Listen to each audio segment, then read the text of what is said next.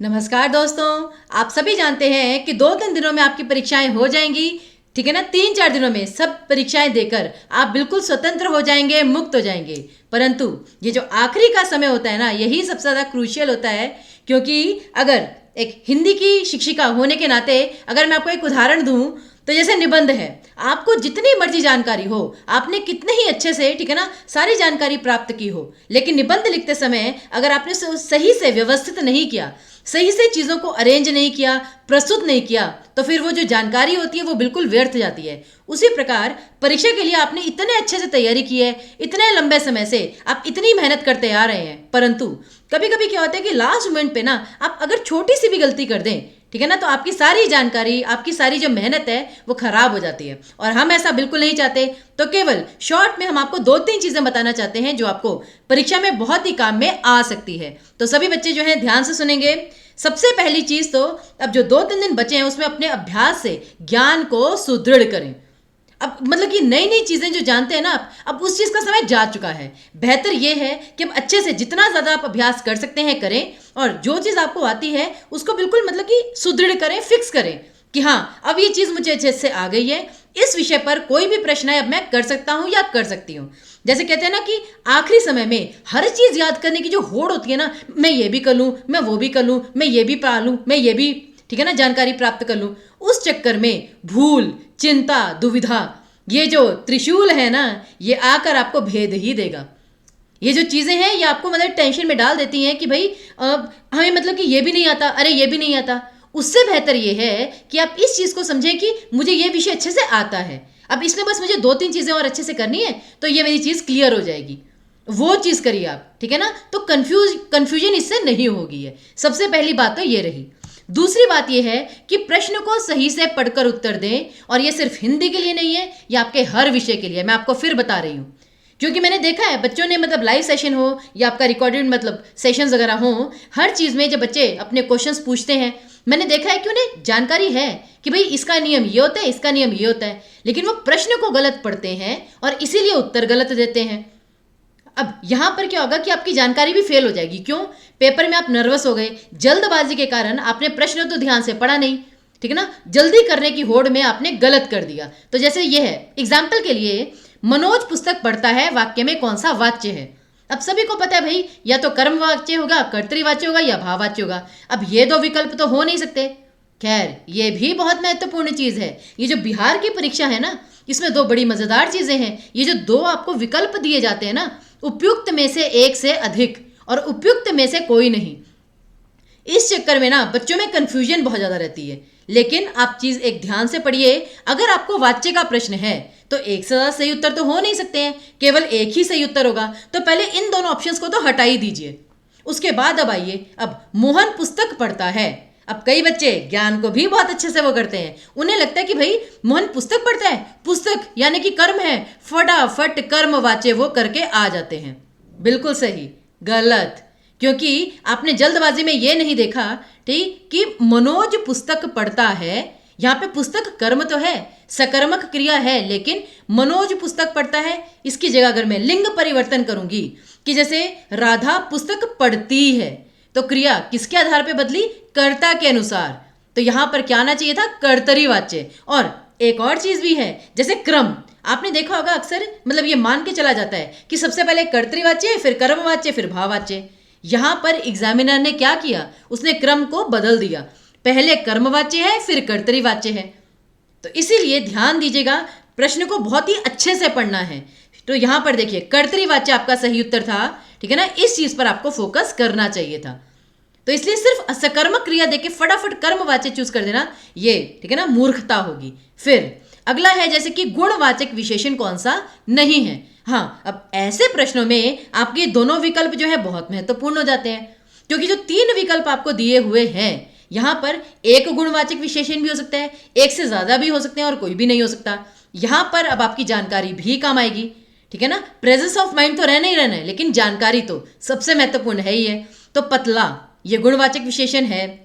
चौगुना यानी कि 4 गुना, तो यहां पे क्या हो गया? संख्या आ गई, तो ये गुणवाचक नहीं रहा। और घना, ठीक है ना, ये भी आपका गुणवाचक है। तो अच्छा, अब यहां पे 2 गुणवाचक विशेषण हैं, लेकिन पेपर में पूछा क्या गया है, गुणवाचक विशेषण कौन सा नहीं है। लेकिन आपने दो चूज किए थे, ये तो है, ये भी है, तो फटाफट उपयुक्त में से एक से अधिक डी ऑप्शन चूज कर दिया। अब पेपर में क्या है, ओएमआर शीट। ओएमआर शीट में आपने एक बार आंसर फिल कर दिया, अब पीछे तो जा नहीं सकते हैं, ये चीज आपको ध्यान रखनी है। तो पेपर में पूछा गया है कि गुणवाचक विशेषण कौन सा नहीं है, तो उसका सीधा सा उत्तर था बी ऑप्शन, चौगुना। ये जो है ना, दो जो गुणवाचक विशेषण है वो आपसे पूछे ही नहीं गए, वो पूछा कि कौन सा नहीं है, तो इस चीज का ध्यान रखिएगा। आगे देखिए, फिर सभी विकल्प पढ़कर ही उत्तर दें, ये तो उससे भी ज्यादा महत्वपूर्ण है। कभी कभी बच्चे क्या करते हैं, बस पहला विकल्प पढ़ा, उन्हें लगा ये उत्तर सही है, फटाफट चूज कर दिया। लेकिन कभी कभी क्या होता है कि पहले विकल्प से भी ज्यादा बेहतर एक अगला विकल्प होता है। अब बेहतर वाला कौन सा, जैसे कि बहुत काली सिल जरा से लाल केसर से कि जैसे धुल गई हो, इन पंक्तियों में कौन सा अलंकार है। अब जैसे आपने यहां पे देखा कि जरा से, जैसे बच्चे ये से शब्द देखते हैं ना और ये योजक चिन्ह देखते हैं, मुझे लगता है फटाफट वो उपमा अलंकार ढूंढते हैं कि भैया फटाफट जहां पे सा, से, सी, ये सब है ना, उपमा अलंकार ढूंढो फटाफट, उपमा अलंकार। अब ऑप्शन में तो उपमा अलंकार है ही नहीं, तो यानी उन्हें लगता है कि ये से तो ना सिर्फ कंफ्यूज करने के लिए है, या जैसे सिर्फ कंफ्यूज करने के लिए रूपक या ये श्लेष वगैरह होगा कुछ। तो ये ना थोड़ा डिफिकल्ट है, इसमें ना शब्दों के अर्थ ढूंढने स्टार्ट कर दीजिए। यहाँ पे शब्दों के अर्थ ढूंढने की जरूरत ही नहीं थी। आप एक बार विकल्प देखिए, रूपक, यमक, उत्प्रेक्षा, श्लेष। यमक अलंकार कब होता है, जब एक शब्द एक से ज्यादा बार आए। कोई ऐसा शब्द है जो दोबारा आया है, नहीं, तो बी ऑप्शन को सबसे पहले हटाइए, नहीं हो सकता ये आंसर। फिर उत्प्रेक्षा अलंकार। उत्प्रेक्षा अलंकार क्या होता है, जहां पे एक सिचुएशन की तुलना की जाती है, और वहां पे भी आपका मानो, मनहु, जानो, जनहु या जैसे भी आ सकता है यहां पर। तो आपने उपमा अलंकार तो आप भूल चुके, लेकिन उत्प्रेक्षा अलंकार को तो आपने देखा ही नहीं, और वहां पे केवल आपको वो मानो, जानो, वो सारे शब्द याद रहे। लेकिन एक बार पढ़कर तो देखिए कि बहुत काली सिल जरा से लाल केसर से कि जैसे धुल गई हो।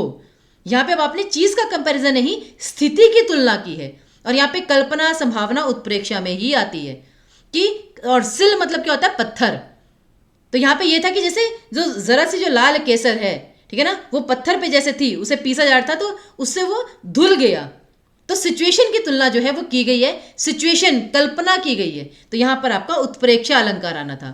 तो इसलिए सभी विकल्पों को ध्यान से पढ़िए, जो एलिमिनेट हो सकते हैं उनको करिए एलिमिनेट, तो सही उत्तर तक आप अपने आप पहुंच जाएंगे।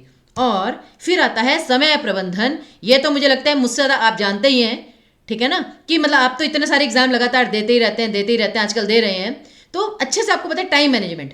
कहना बहुत आसान है, लेकिन बच्चे गलती क्या करते हैं कि भाई टाइम, बस हमें 15 मिनट के अंदर अंदर ये वाला पार्ट खत्म करना है, अगले 15 मिनट में ये काम खत्म करना है। बनाइए, जरूर बनाइए ऐसी स्ट्रेटेजी, परंतु ध्यान क्या रखना है आपको कि मतलब जो सबसे आसान चीज़ है कि आप ना कभी कभी एक क्वेश्चन पे स्ट्रक हो जाते हैं, हो ये स्ट्रक, लेकिन सबसे पहले नहीं, सबसे पहले आपको क्या करना है, मतलब आपने पेपर स्टार्ट किया, पहला प्रश्न आता है, किया, दूसरा प्रश्न आता है, नहीं आता, छोड़ दीजिए, आगे बढ़िए। और उस सीरीज में अगर पहले 10 प्रश्न भी ऐसे जा रहे हैं ना, ये नहीं आता, समय लगेगा, साइड, समय लगेगा भी थोड़ा, साइड, तो पहले एक बार करके ना क्वेश्चंस को देख लीजिए, कम से कम 20 या 25 क्वेश्चन ऐसे कर लीजिए कि आपने मतलब एटलीस्ट पहले 25 क्वेश्चन पढ़ लिए हैं, और उसमें से जो आते थे, इमीडिएटली आते थे, वो पहले सॉल्व किए। उससे क्या होता है कि पूरे पेपर में जितने क्वेश्चन आपको एक्चुअल में आते हैं ना, वो आप सबसे पहले करिए, सबसे पहले अटेम्प्ट करिए, अपने नंबर बढ़ाइए। और एक बार जब आपके जो 100% जिसमें श्योर हैं वो वाले क्वेश्चन कर लिए, अब दूसरे नंबर पर उन प्रश्नों पर आइए जो आपको ज़्यादा अच्छे से नहीं आते या जिनमें कैलकुलेशन में समय लग जाएगा, या जैसे हिंदी के ही प्रश्न हैं, छंद वगैरह में, काउंटिंग वगैरह में आपको समय लग जाएगा, तो उसमें थोड़ा बाद में आइए कि जिनमें आपको थोड़ा संदेह है, डाउट है, सोचना पड़ेगा। तो इस प्रकार से करते हुए कि सभी आते हुए प्रश्न सबसे पहले हो जाएं, उसके बाद फिर दूसरे नंबर पर उन प्रश्नों पर आइए जहां पर आपको दुविधा है। तो ये सबसे महत्वपूर्ण चीज है। और फिर समय के साथ सही करने पर भी ध्यान दें। क्या होता है कि टाइम मैनेजमेंट में ना जल्दी जल्दी करने के चक्कर में आप एक्यूरेसी पर कॉम्प्रोमाइज कर जाते हैं। याद रखिए, नॉलेज, स्पीड और एक्यूरेसी, मैं बार बार बताती हूं, नॉलेज तो सबसे इंपॉर्टेंट है ही है। बिना ज्ञान के सिर्फ तुक्के से तो आप पेपर क्लियर कर नहीं पाएंगे। नॉलेज तो आपने बहुत गेन कर ली है, देखिए अब अभी तक ना आप सारे नॉलेज गेन कर चुके हैं, ये आपको भी पता है। अब केवल और केवल अभ्यास की आवश्यकता है, रिवीजन की आवश्यकता है। लेकिन नॉलेज के बाद जो आपकी स्पीड आती है ना, स्पीड भी नॉलेज से ही आती है। आपने प्रश्न को सही से पढ़ा, अगर आपको आता है तो जल्दी करेंगे, नहीं आता मतलब क्लियरली, तो आप आगे बढ़ेंगे, तो स्पीड भी उसी से बढ़ती है। लेकिन स्पीड के साथ साथ एक्यूरेसी पे बहुत ध्यान देना है। ये नहीं कि भाई इसका आंसर यही होगा, फटाफट करूँ मैं आगे बढ़ूँ, कि अटेम्प्ट मुझे ज़्यादा करने हैं। अगर प्रश्न सही से नहीं आता तो गलत उत्तर को आप वापस तो ले नहीं सकते। OMR शीट पे आपने एक बार भर दिया, उसे वापस तो कर नहीं सकते, ठीक है ना। तो इसलिए जिसमें आप श्योर हैं केवल उसी पे टिक मार्क कीजिए पहले, और उसके बाद जब आपने सारे आते हुए प्रश्नों को कर लिया, उसके बाद फिर आप उन प्रश्नों पर जाइए जिनमें आप थोड़ा चांस ले सकते हैं, लेकिन वो भी फिर नॉलेज से ही आएगा। तो इसलिए नॉलेज, स्पीड और एक्यूरेसी तीनों चीज़ों को साथ में लेकर चलना है, यही, ठीक है ना। आप कोई भी विषय हो, सभी में आपको बहुत ज़्यादा मदद करेगा। तो इसलिए टीचिंग परीक्षा तो आपके साथ पेपर में भी है, पेपर के साथ भी है, पेपर के बाद भी है। कोई भी आपको समस्या हो, टीचिंग परीक्षा का टेलीग्राम चैनल यहाँ पर दिया गया है। कहीं पर भी कोई भी आपको समस्या हो, क्वेरी आप पूछ सकते हैं। जैसे आप मतलब ट्रैवल कर रहे हैं, पेपर देने जा रहे हैं, बीच में कोई क्वेरी आई, आप टेलीग्राम पर मैसेज करिए, हम आपकी क्वेरी सॉल्व करेंगे। अब तो हमने हिंदी बाय टीपी, ठीक है ना, इतने सारे हिंदी का अलग ग्रुप बनाया है, साइंस का अलग ग्रुप बनाया है, जिससे आप इमीडिएटली अपनी क्वेरी पूछ सकते हैं और हम आपकी सारी क्वेरीज जो हैं वो सॉल्व करेंगे। तो तब तक के लिए सभी बच्चों को एक बार फिर से टीचिंग परीक्षा की पूरी टीम की तरफ से ऑल द वेरी बेस्ट। बहुत अच्छे से तैयारी कीजिए, आपका पेपर बहुत अच्छा जाएगा। हमारी शुभकामनाएं आपके साथ हैं। बहुत बहुत धन्यवाद।